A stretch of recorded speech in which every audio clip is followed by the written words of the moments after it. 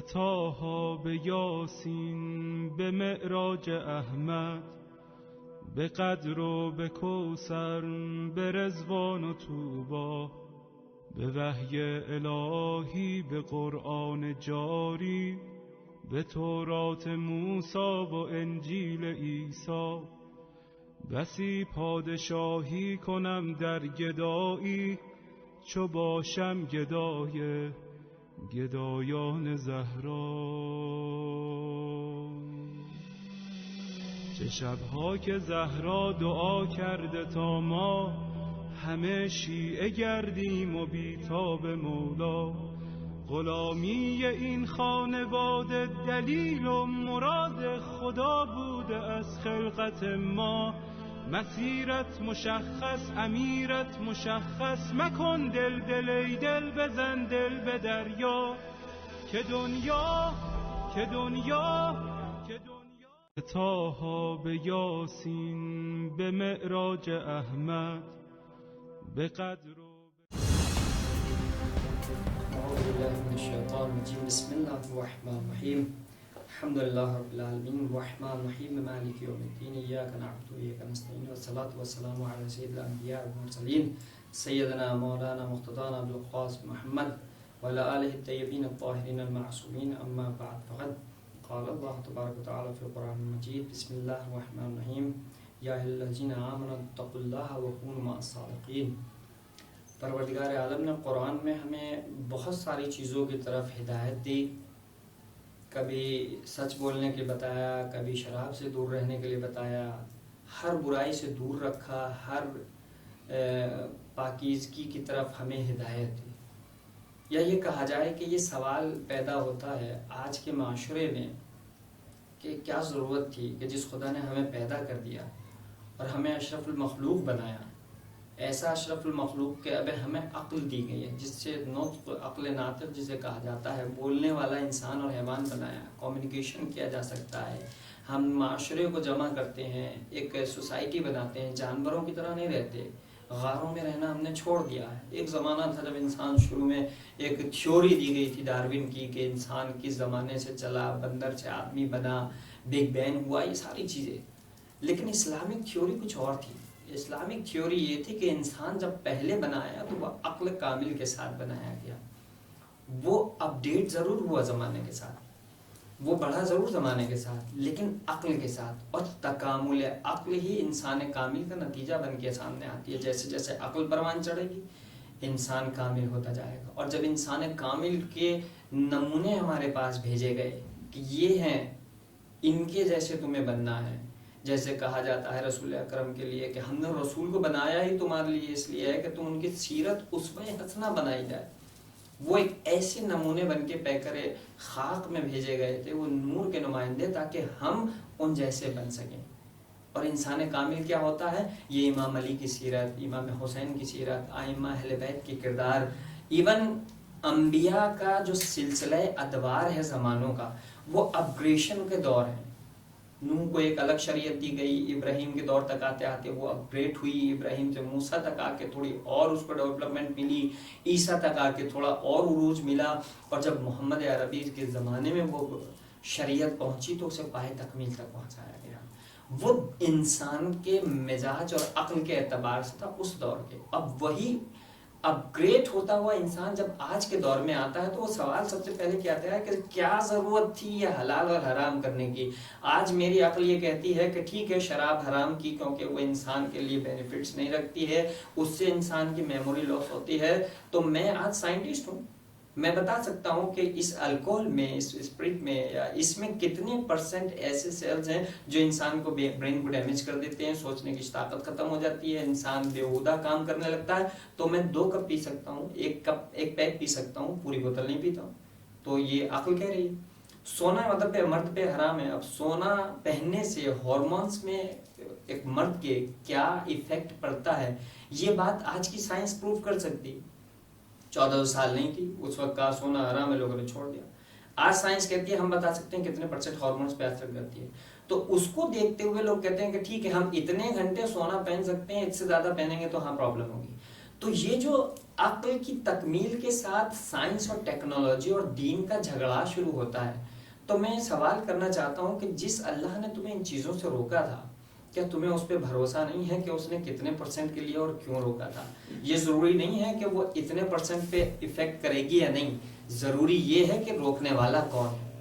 آیت اللہ جواد آملی بڑی پیاری بات کہتے ہیں کہ گناہ کبیرہ اور صغیرہ نہیں ہوتے، کسی بڑے کے مقابلے میں غلطی کرنا وہ بڑی غلطی کہلاتی ہے. اسی طرح اللہ نے جس چیز سے روک دیا گیا وہ روک دیا گیا. ایک شفیق باپ کا کیا کیریکٹر ہوتا ہے ہماری لائف میں؟ باپ وہ ہوتا ہے جو بیٹے کی تربیت اچھی طرح جانتا ہے. تم کیا جانو جب تک باپ نہیں بنے ہو، تم کیا پرورش کرو گے؟ باپ بنو گے جب تمہارے اندر وہ نالج، وہ ایکسپیرینس، وہ پیریڈ آف ٹائم تم گزار لو گے. باپ بن جاؤ گے تب تمہیں پتا ہوگا کہ ایک باپ ہونے کی رسپانسبلٹی کیا ہوتی ہے. باپ سے ایک بیٹا کہتا ہے کہ بابا ٹھنڈ کے ٹائم پہ مجھے آئس کریم کھانی ہے، تو باپ بہت محبت کرتا ہے بچے سے، لیکن کہتا ہے بیٹا یہ موسم آئس کریم کا نہیں ہے، وہ آپ کو نہیں دے گا. گرمی کے موسم میں جب تڑاکے کی دھوپ ہو رہی ہے، پیر جل رہے ہیں، سر سے پسینہ آ رہا، بچہ کہے مجھے ابلے ہوئے انڈے اور کافی پینی ہے، دھوپ میں کھڑے ہو کے، باپ نہیں پینے دے گا کہ وہ تمہارے باڈی ٹیمپریچر کو اور اوپر اٹھا دے گا. گرم چیزیں گرمی میں نہیں کھاتے اور ٹھنڈی چیزیں سردیوں میں نہیں کھاتے. اسی طرح سے ایک باپ اگر بھیڑ میں بچے کے ساتھ جا رہا ہے نا، اور ذرا سا بھی کسی اجنبی سے دھکا لگ جائے تو وہ لڑنے لگتا ہے کہ تجھے دیکھ کے نہیں چلتا، تجھے دکھائی نہیں دیتا، تو نے میرے بچے کے دھکا مار دیا، اس کو چوٹ لگ گئی. لیکن یہی شفیق، مہربان، محبت کرنے والا باپ جب ڈاکٹر اس سے کہتا ہے کہ تمہارے بیٹے کی صحت کے لیے ضروری ہے انجیکشن لگنا، تو اپنے بچے کو بڑی مضبوطی سے پکڑتا ہے تاکہ اس کی انجیکشن لگوائے. یہ کیا ہے؟ یہی تو خدا ہے، یہی تو رحمانیت کا ایک اور مصداق ہے، یہی تو مہدویت ہے. وہ جانتا ہے ہمارے لیے کیا اچھا ہے کیا برا ہے، کس وقت میں کیا چیز ہمیں چاہیے، کس وقت میں کیا چیز ہمیں چھوڑ دینا چاہیے. اس نے ایک پیریڈ آف لائف میں الگ الگ قانون دیے ہیں کہ جوانی تک آؤ تو تمہیں یہ کرنا ہے، جوانی کے بعد شادی کرنی ہے تو یہ احکام انجام دینے ہیں، شادی کے بعد بڑھاپے تک آؤ.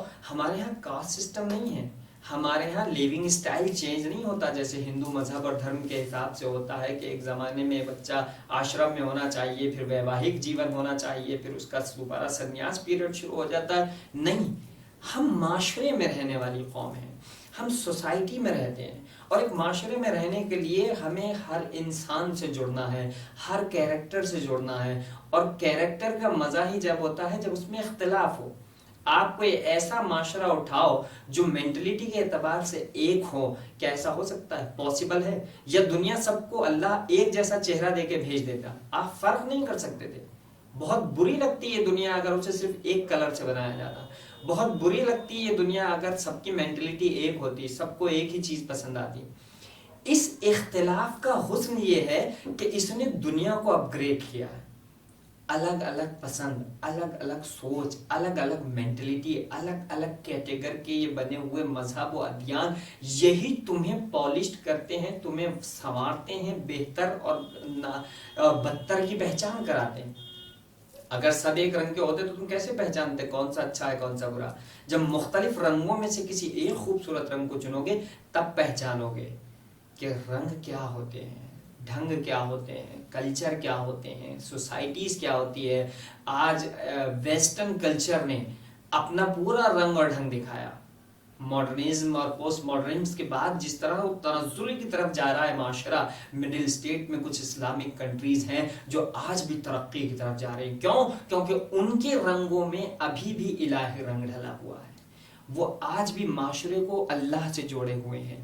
ان کے پاس وہ ہوپ، وہ امید ہے کہ معاشرہ صلح اور عدالت تک آئے گا. اور ہمارا رہنما وہ ہے، ہم اس کی گائیڈ لائن پہ چلتے ہیں، اپنی گائیڈ لائن نہیں بناتے ہیں. ہمارے پاس الحمدللہ وہ شریعت ہے، وہ دین ہے، وہ آیات ہیں، وہ لاکھوں کی تعداد میں حدیثیں ہیں کہ اگر ہم ان تک پہنچ جائیں تو انسان کامل بننے سے ہمیں کوئی نہیں رکھ سکتا. پیغمبر اکرم نے کیوں کہا علماء امتی افضل من انبیاء بنی اسرائیل؟ کیوں؟ کیونکہ تعلیم تمہیں انبیاء کے قریب لاتی ہے. علماء انبیاء سے افضل ہو سکتے ہیں تعلیم کے ذریعے سے. اور ہمارا فاتح خیبر ہیلتھ اینڈ ایجوکیشن ٹرسٹ کوشش یہ کرتا ہے کہ اپنے جوان کو تعلیم یافتہ بنائیں، اس دور میں انہیں سمجھائے کہ تمہارے لیے کیا اچھا ہے کیا برا.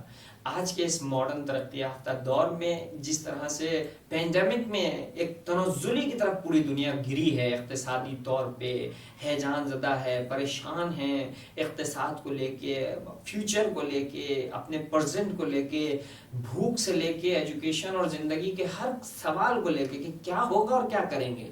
لیکن اگر تمہارے دل میں اطمینان الہی ہوتا تو تمہیں تعلیم صبر دی گئی تھی، تمہیں تعلیم قناعت دی گئی تھی، تمہیں تعلیم دی گئی تھی زہادت کی۔ ہم اپنے عیش و عشرت کو چھوڑنے سے گھبراتے ہیں، اسلام تمہیں بیسک تعلیم دیتا ہے زہادت کی، کہ اتنے میں جیو جتنے میں کفایت کرے، اس کے بعد اتنا کماؤ کہ دوسروں کی پرورش کرو۔ ہم کمانے سے نہیں روکتے ہیں، دولت کمانا اسلام کا پہلا اہم ترین فرض ہے، کیونکہ جب تک تم اچھی تعلیم حاصل کر کے کماؤ گے نہیں تو اپنی قوم پہ کیا لگاؤ گے؟ اگر تم بھی فقیر ہو جاؤ گے تو تم قوم کو تنزلی کی طرف لے آؤ گے۔ جہالت اور فقیری یہ وہ چیزیں تھیں جس نے کمر توڑ دی ہے بڑے بڑوں کی، لہٰذا اپنی قوم کو اٹھانے کے لیے اگر دو بیساکھیوں کی ضرورت نہیں ہے تو وہ تعلیم اور صحت کی ہے۔ آج ہمیں صحت دینی ہے، آج ہمیں اچھی تعلیم حاصل کرنی ہے، اپنے مقصد کو سمجھنا ہے، زندگی کے مقصد کو سمجھنا ہے۔ تو آئیے ہمارے ٹرسٹ کے ساتھ جڑیے۔ یہ فاتح خیبر ہیلتھ اور ایجوکیشن ٹرسٹ چاہتا ہے کہ ہمارے جوان ہمارے مشن سے جڑیں، اپنی نالج کو بڑھائیں، اپنے آپ میں صحت کو محفوظ رکھیں۔ آج کی دنیا کی ان بری عادتوں، پان گٹکا بیڑی cigarette, junk food, fast food, نہ جانے کیا کیا کھا رہے ہیں۔ آپ میں سے کتنے لوگ ہیں جو ابھی تک یہ بھی نہیں جانتے کہ طب اسلامی میں کن چیزوں سے بدن کی قوت اور صحت و سلامتی کے لیے کہا تھا۔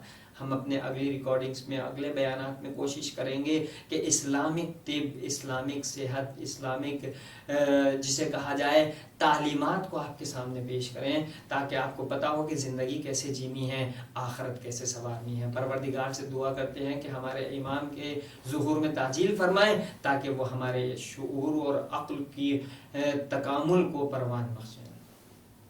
خدا الحمدللہ۔